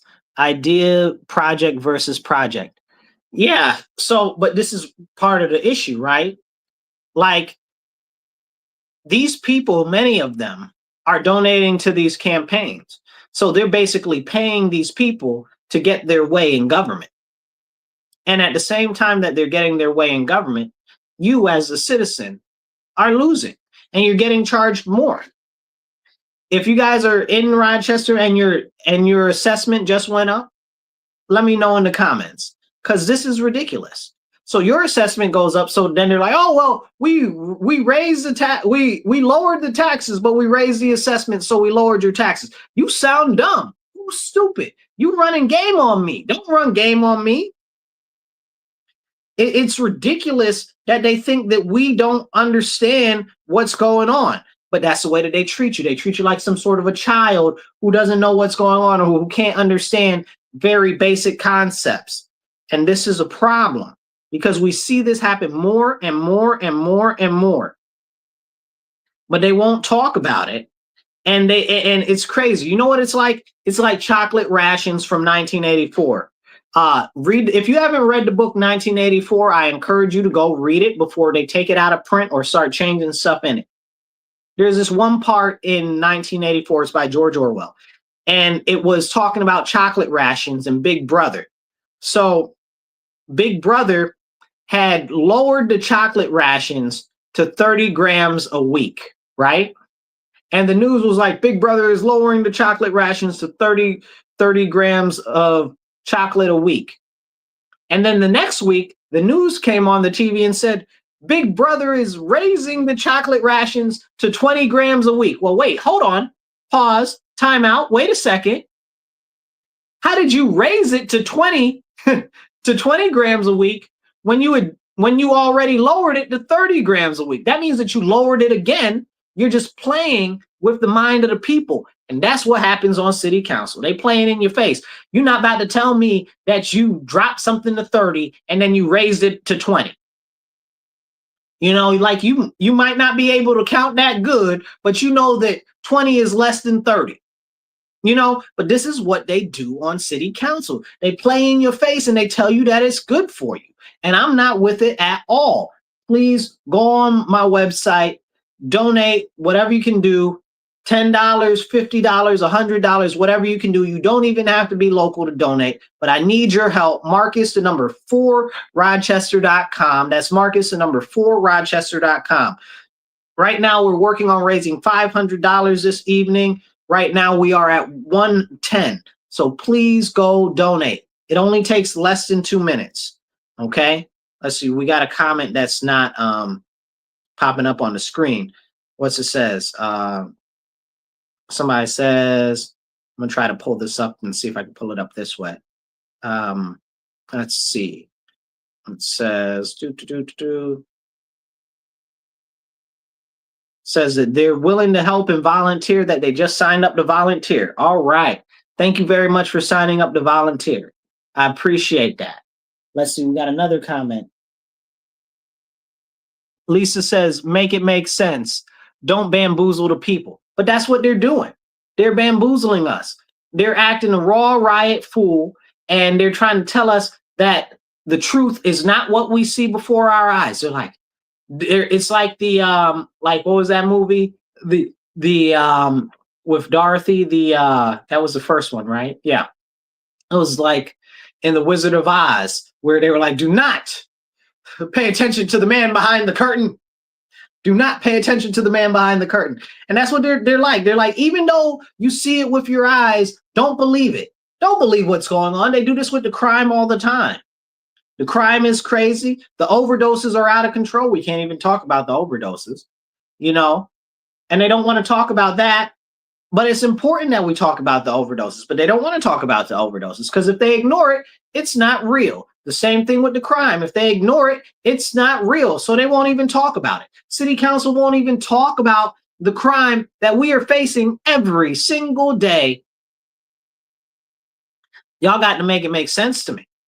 But these are the serious problems that we have facing our community, and they don't want to actually address it. Hit the heart button, hit the share button, hit the like, and drop a comment, and I'll pop your comment up on the screen. Every comment helps kick the algorithm to get it out to more people.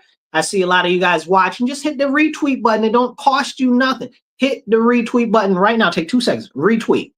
Okay? Take 1 second. Share. You know? Share to your page, share to your group's page, share to your friends, shoot it in Messenger. Okay, get this message out there. Let's have a real conversation. And if you want to be part of the conversation and you have a comment that you'd like me to address something specifically, drop it in the comments and I'll do my best to talk about it and give you any solutions that I may have. So as we have this conversation about them continuing to play in our face, look at every single thing that's going on right now.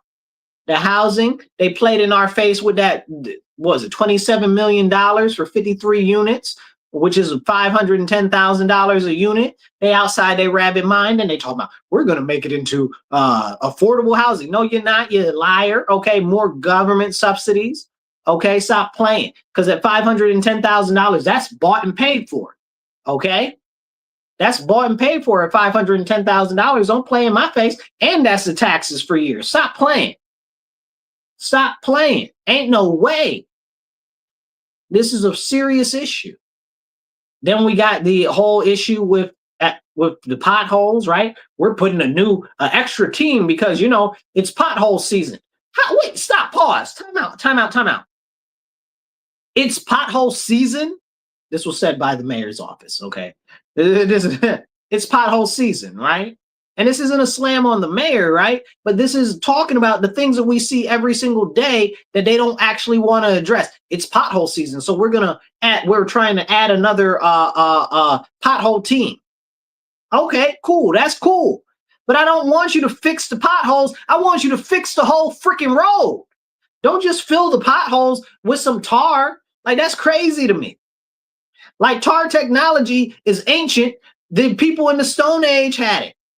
They invented the wheel and they had tar at the same time. Come on now. Stop it. Whose face are they playing at?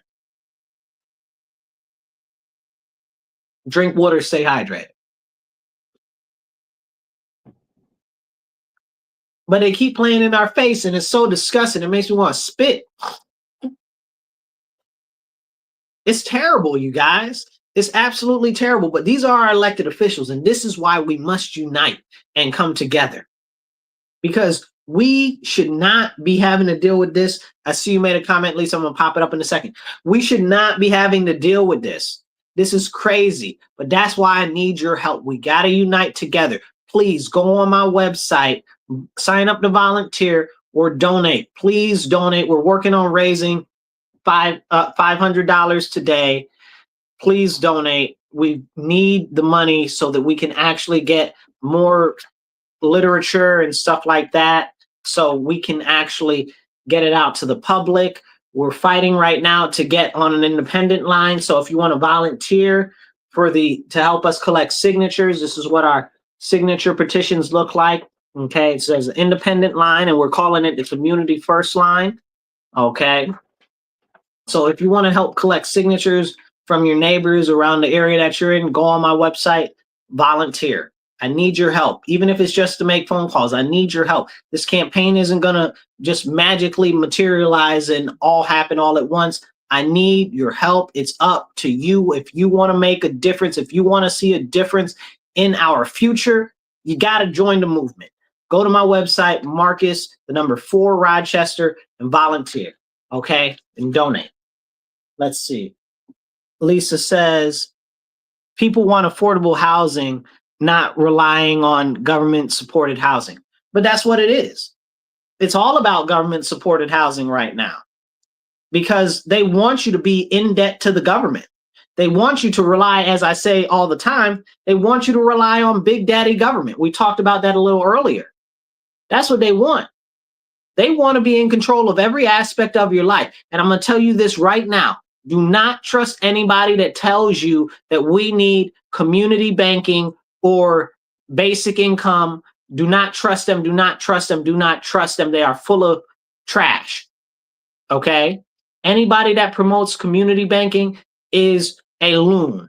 Okay? They do not have your best interest at heart. Okay? And even if they think that it's well-meaning, it's not. Do you really? Let's break this down for a second. Do you really want the government to have more control over your money? Is that what you want? I don't want the government to have control over the money the government's got control over. So I definitely don't want them to have control over my money. I mean, I don't know about you. Let me know. Drop a comment. If you're one of those people that want the government to have more control over your money, please comment in the comments and tell me why. I'd like to have that conversation. So it's ridiculous. Now, as far as things like that go, and I'm going to give you a couple of solutions and thoughts on the matter in a second here. I need your help. Please support, donate to my campaign, Marcus, the number 4 Rochester.com. We're working on raising $500 tonight. Right now we are at $110. Please donate. Every little bit helps. Okay, it really, really helps. And share this. It doesn't cost you anything to share. Hit the share button, hit the thumbs up button, hit the heart, and drop a comment. Even if you just drop a smiley face in the comment or a thumbs up in the comment, every little bit helps. Let's make this happen together, because we deserve a brighter future. But to have a brighter future, we have to unite. And it's going to take us standing together and uniting the same way that all of these big corporations and big people pool all of their money to get what they want from the government and from the city council. I'm working hard to stand up for the people. So I need your help. Donate to my campaign, whether it's $10 or $100, maybe it's $1,000, whatever you can do. Please donate. And remember, you do not even have to be local to donate. Please donate. Marcus, the number 4 Rochester.com. Takes less than 2 minutes to do. So let's get back into it. So here's one of my solutions to the actual situation with what we're seeing with the housing and the investments in our community. Somebody's got to explain to me how, if our bond rating is so good, this is a thing, and you can look this up. The mayors are always talking about, oh, our bond rating is so great, so we can borrow more money for less. Borrow money? Why are you borrowing money? Who are you borrowing money from? Right? Like, why aren't you allowing the citizens to invest in the projects in the city? I'll tell you why. I went to the project for Bull's Head, and they're like, oh well, okay, if you want to invest in the project, because the project for Bull's Head isn't far from me. So I went to the thing about it, and they're like, if you want to invest in the project, you got to be an institutional investor. I'm like, okay, well, what's an institutional investor? An institutional investor is somebody who's got $250,000 liquid cash sitting chilling. I said, what? That sounds crazy. $250,000 liquid cash sitting, chilling? That's what an institutional investor is to you? Because most people, even that have $250,000, like they don't have it liquid in cash. They have it as assets or property or bonds or stocks or any other number of things, or even bullion, gold bullion, or whatever. They don't have it in cash. But they're like, oh yeah, you got to have it in cash. And I'm like, that doesn't make sense. So you're telling me that the way your stuff is structured, it prohibits me, from a citizen that lives in the neighborhood, to invest in the project in my community. So I'm not going to be able to get any money off of it. But people that have money will. Most of the people that will invest aren't even from here. You make it make sense to me. You make it make sense to me. So here's my solution to that. We create like a sovereign wealth fund for the city where the citizens can invest their money into a larger pot, so that when the city needs money and they want to draw money for a bond or something like that, they can take it from the citizens' sovereign wealth fund. So when the money comes back and they're paying back into it, the citizens are getting interest off of it, which gives them more ownership in their community. Why are we always raising all this money outside? Let's keep our money in-house. We need to be able to have our own independent financials, that we don't need to worry about other people and what the market's doing and whatever everything else is going on. We should be able to invest in our city if we are citizens. And creating a localized sovereign wealth type of fund, we'd be able to do that. So instead of getting all this money from these large corporations and hedge funds and stuff like that don't care about our communities, don't know about our communities, we can be investing in our own community. We can be our own pot of money. And then us as citizens can actually benefit. Why should we not be able to benefit from the projects that are going on in our community? You make it make sense to me. That's one of a number of simple ideas that are cost effective and very reasonable and easily implementable that I have, because I care about our community, and I believe that most everyone in our community does too. So if you care about our community, hit the share button, hit retweet, hit a heart, drop a comment, let me know, say hey, say hi, I'm listening, or make a comment about a specific thing you'd like me to talk about, and definitely share this out. Please go on my website and donate. We are working to raise $500 tonight. We've raised $110 so far. I need your help, you guys. Whatever you can do, whether it's $10, whether it's $100, whether it's $200, even if it's more, I need your help. I can't do it alone. We got to do this together. This is important. We got to make this happen, because it's not going to happen magically. And all of these people, all of these wealthy investors and stuff like that are investing in all of these other people's campaigns. My campaign is for the community, by the community. I need your guys' help. Please share this and donate. Marcus, the number 4, Rochester.com. It only takes less than 2 minutes to donate. I appreciate you in advance. We're at $110 so far. We're working on getting to $500. Please help us get there. And that's what we got going on. Now, as I talk about this independent, localized sovereign wealth fund where any citizens can invest their money in it and see it grow, that means that we don't have to be under I guess you would say, the influence of any outside money, right? Wouldn't it be wonderful that we can actually chart the course of our community together and be our own investment bank for our own community? Like, that would be fantastic. Like, but can we have that as a real conversation? We need to be having these serious conversations. We need to make sure that we're actually having conversations that matter.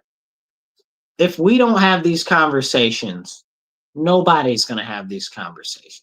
We need real solutions, We need real things that are going to be cost effective, and we're going to need real things that are going to be able to produce a measurable result.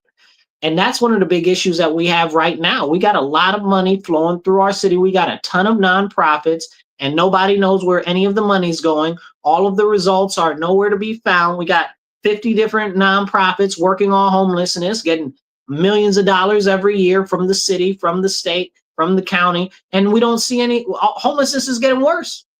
Where'd all the money go? Somebody explain it to me. Explain it to me like I'm five. Where's the money? Where's the money? Because I see more homeless people now more than ever. You make that make sense to me. But y'all getting more money every year to end homelessness or whatever the case is. Okay? It's bogus. It's Boulder Dash. It's trash. It's chicanery. They're out here playing in our face.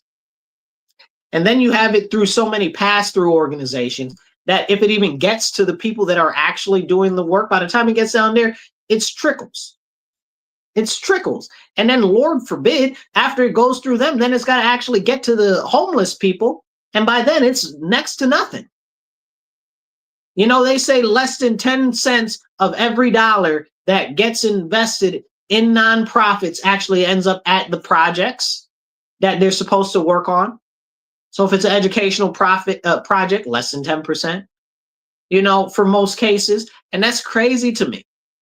And then I know a lot of people that run small nonprofits that they pay for them out of their own pocket and stuff like that, and they don't get additional funding.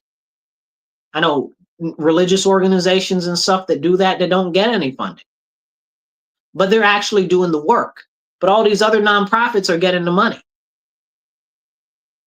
Now, I'm not saying they shouldn't get the money. Maybe they shouldn't get the money. They ain't got no results. But what I am saying is if we're going to be giving out this money, we need to be having measurable results. Why are there no key performance indicators on these monies?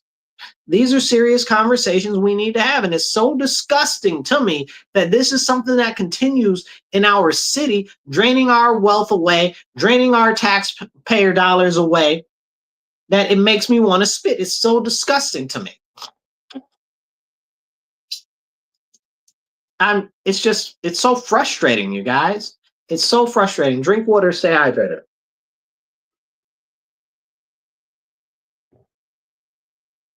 It's so frustrating because we deserve better. We all know we deserve better. We all know the city is not spending our money, right? But why don't they do anything to actually do something about it? Now, real quick, I want to encourage you to go to my website. We're working on raising $500 tonight. We're at $110. Take 2 seconds, donate $10, $25, $50, whatever you can donate. Donate $1,000 if you can, but donate something. You do not have to be local. We've got about 80 people watching right now. If everybody on here that's watching right now were to donate $10, we would be well over what we're working on raising. If everybody on here right now donated $100, we'd almost have enough to fund the whole campaign for the whole season. Like, I really need your guys' help, you guys. Like, this isn't about me. It's not about myself. Honestly, I could make more money and have a much better peace of mind. I'm laughing to keep from crying, you guys. Like, I could have much better peace of mind if I didn't do this stuff.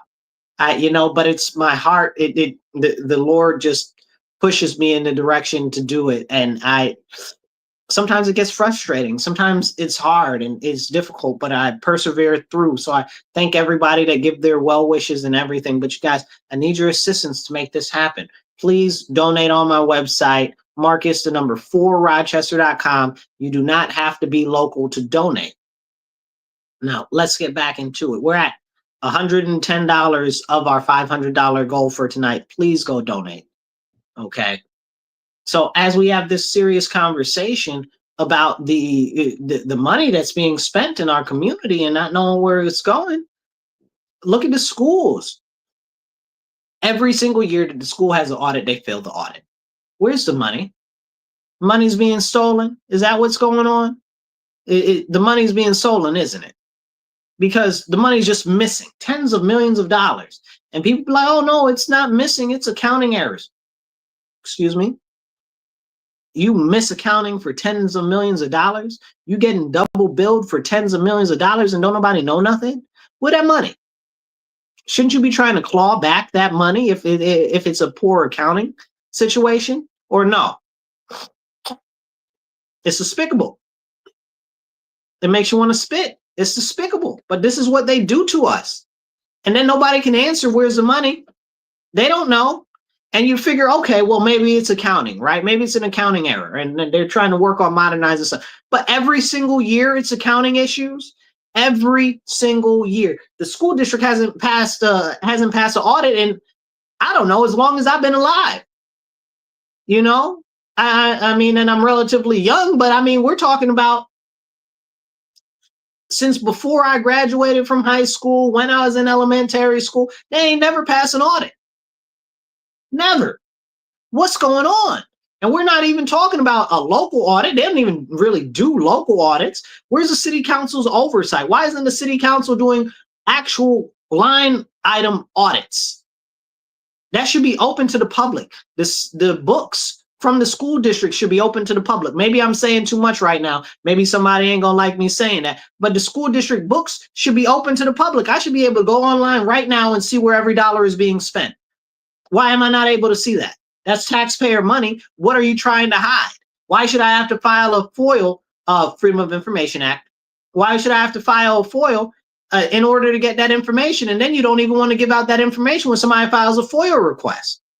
Like, what are we really seriously doing here? Like, you're manipulating our citizens, you're stealing from our citizens, and then you don't want to be transparent about where our money is being spent? Like, whose face are these people playing in? Obviously, everyone in the community, but people keep letting it happen, especially our elected officials. Where is city council? They're supposed to be the oversight body for the school district. What's being done? Why is nothing being done? You need to ask them. Go ask your people. Go ask your elected representative. Go ask your city council why nothing is being done. And I'm standing up here. I do my best to advocate for all of the issues that we have going on. And this is why I'm running for city council. Go to my website, sign up to volunteer, donate, do whatever you can, because I'm not able to do this together. This is a fight for our future. This is a fight for our economic opportunities. And this is a fight for public safety. And above all things, this is a fight to unite our community, to stand on business that is going to help us all grow together. What do they say? A rising tide raises all ships. And right now, we in a dry dock, y'all. There ain't no water beneath us, right? But the luxury yachts are out there swimming around. You know, like, it's ridiculous. We are being completely disserved by our elected officials, and we deserve better. That's why I need your help. Go to my website, Marcus4Rochester.com. Donate right now. It takes less than 2 minutes to donate.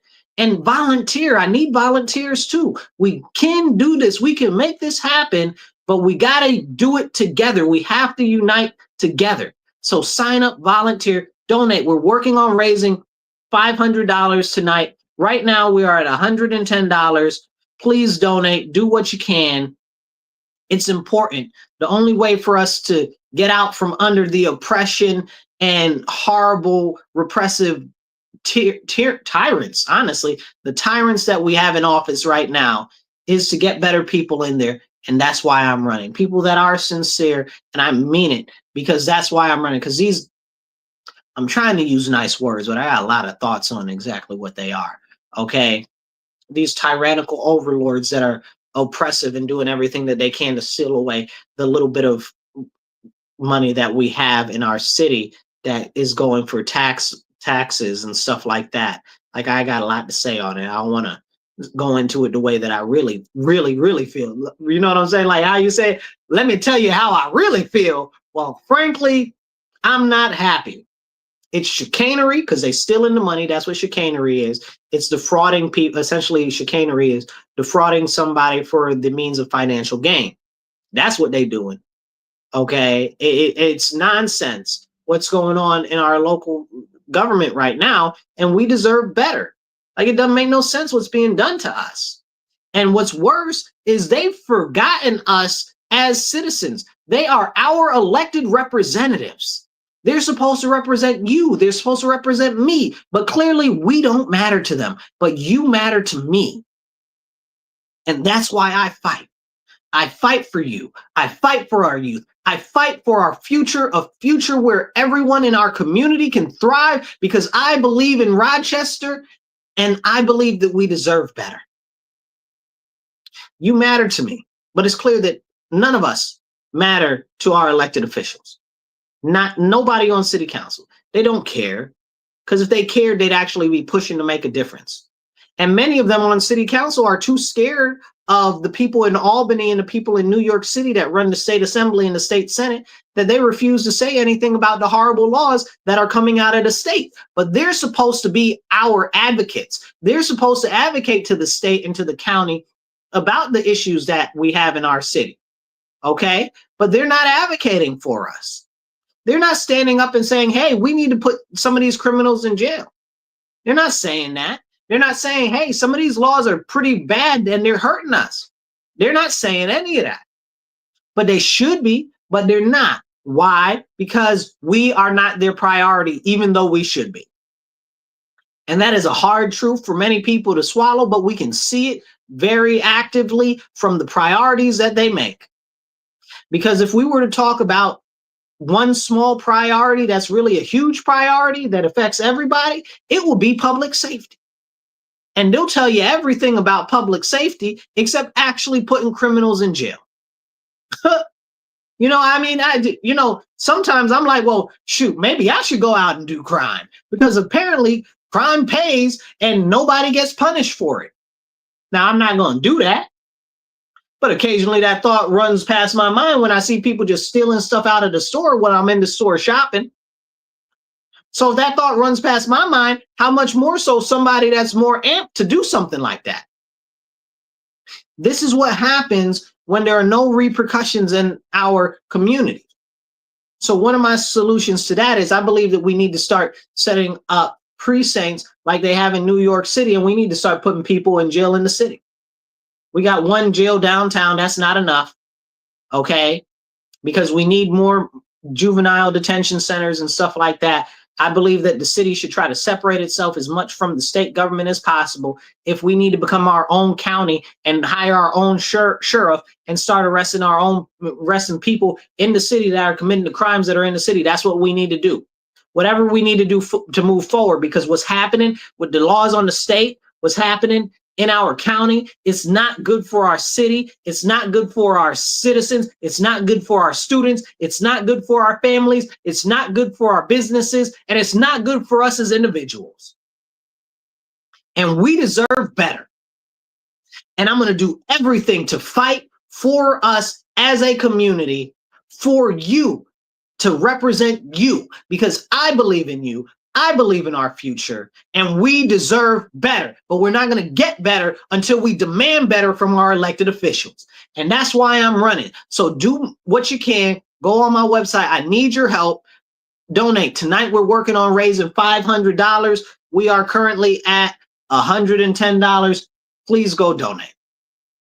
Please go donate. I'm not able to ask you enough. I don't want to ask you guys for money. I hate asking for money. Okay, listen, I don't even like asking for help. Okay, I'm a grown man. I don't like to even ask for help. If you're a man, you know we don't like to ask for help. And we definitely don't like to ask nobody for no money. So I'm asking you to help the campaign. I'm not asking you to give me money for myself. Okay, but we need money so we can buy advertisements, so we can get on the radio, so we can do different things like get materials to push out to the community to say, hey, we got a good candidate running that's really going to stand up for us and really going to fight for us. And you should have hope. And to restore hope, we got to get the message out. We got to get the message out to restore hope to the people, because there is so much despair right now that people have just completely given up on voting. People have completely given up on civic engagement, and people have completely given up, many even on seeing something different and brighter for their future. And that's why I'm fighting so hard, because everybody deserves a better future, Please share this video. Help it get out to more people. Hit the retweet button. Hit the heart button. Hit the share button. It don't cost you nothing to do none of that. Drop a comment. Drop a smiley face. Drop a thumbs up. Drop a I like what you're doing, Marcus. You're amazing, whatever the case is. Drop it in the comments. Every comment helps kick the algorithm to show it to more people. Do whatever you can. These are things that don't cost nothing. The thumbs up, the share button, the heart, those don't cost anything. And remember, you can donate. We're working on raising $500 tonight. We're at $110. I need your help. I need your support. I'm not able to fight against this behemoth without your support. Okay, these are monstrous villains that are stealing our future away from us and from the youth. And don't even talk about the elders. That's a whole nother conversation. It's terrible. Somebody just popped up a comment. Valerie says, please share this post. Please share this post, you guys. It's over 80 of you guys watching right now. If every one of you just hit the share button, it would help a lot to get out this message. Because here's the deal. We have to, if we want to see better, what they say, how's the saying go? In order to do better, you got to know better, right? So we got to do better. But I'm telling you, I'm giving you the direction forward that we can chart, and we can do it together. But it has to be together. It has to be in unity. It has to be us as a community, as a people, coming and uniting together so we can make a difference here locally. And that's why I encourage everybody always, get involved, get active, donate, do whatever you can. Go to city council meetings, go to school board meetings. You have to get active on the local level. Nobody is coming to save us. It is up to us. Here I am, willing to fight for you. So help me, volunteer, donate. I encourage you, please donate on my website, Marcus, the number 4Rochester.com. We're working on raising $500 tonight. We are at $110. Come on, you guys. I need your help. Donate $25, $50, $100. Maybe you could donate $1,000. Heck, if you could donate $5,000, you'll be that'll be a godsend. Whatever you can do, please donate. You do not even have to be local. I'm trying to tell you, you don't have to be local to donate. I see over 80 of you guys watching. If each one of you donated $10, we'd be over where we're looking to raise tonight. If we even had a couple of you guys, listen, if 5 of you guys donated $100 right now, it's 80 of you on here. We will be well above our mission. If all 80 of you donated $100, we'd be able to fund most of the campaign. Okay, but I need your help. I'm not able to do it alone. Please donate, share this out, get this out to more people, because the only way that we're going to be able to make a difference is if we unite and put our money where our mouth is. If we get out and we get active, that's the way that we can make real change. That's the way that we're going to see actual stuff get done. And that's the way that it's got to be. Because without the community, we're not going to see a difference. It's time for us to stand up. And it's time for us to unite together. You guys, go on my website, do what you can, donate. $10, $25, $100, $1,000, whatever you can do, okay? Because I need your help to make this happen for our city, for our future, and for our children. I'll catch you guys later. And remember, stand up, speak up, and don't shut up. Take action. Be blessed and be well. Make sure you go on my website, donate, volunteer, share this out wherever you can. Marcus, the number 4Rochester.com. It only takes 2 minutes to sign up to donate and volunteer. I'll catch you guys later. Be blessed and be well.